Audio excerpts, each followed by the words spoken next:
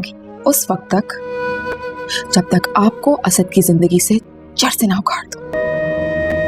मुझे इग्नोर करके बहुत होशियार बन जाओगी में खड़ा करते हुए, मगर मैं दोनों ही सूरतों में हार कर। नहीं नहीं नहीं, आज तुम्हारी तकलीफ का अंदाजा हो रहा है चुनी, जो खुद भी उसी तकलीफ से गुजर रही। इस चाह में तो तुम लोगों के साथ मिलकर नहीं रह पाई।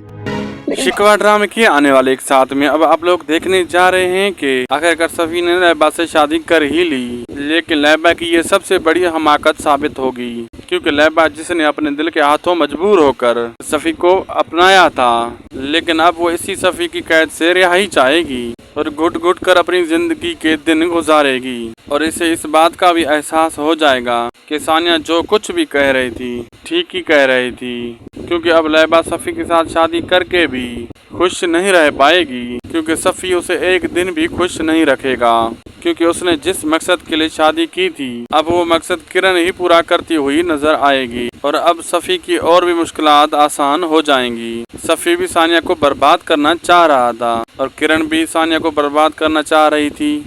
इस काम में इन दोनों का मकसद एक ही था, सिर्फ और सिर्फ सानिया को बर्बाद करना। लेकिन ये लोग ये नहीं जानते कि आखिरकार दूसरों की खुशियां छीनने वाला उसका अपना अंजाम भी इबरतनाक ही होता है। लेकिन आखिरकार ज़रून को इन दोनों की हरकतों के बारे में पता चलने लगता है, क्योंकि ज़रून की माँ आमना को तो किरण और सफ़ी के बारे में पहले से ही मालूम था और अब ज़रून की भी आंखें खुल रही हैं। तब सफ़ी और किरण इन दोनों को चुल्लू भर पानी में डूब मरने की जगह भी नहीं मिलेगी। तो नाज़रीन, कैसी लगी आज की हमारी ये वीडियो आपको? मज़ीद ऐसी वीडियोस के लिए चैनल को सब्सक्राइब कर लें। वीडियो अच्छी लगी तो लाइक शेयर सब्सक्राइब करना न भूलें। अपनी कीमती राय से हमें लाजमी आगाह करें कमेंट सेक्शन में।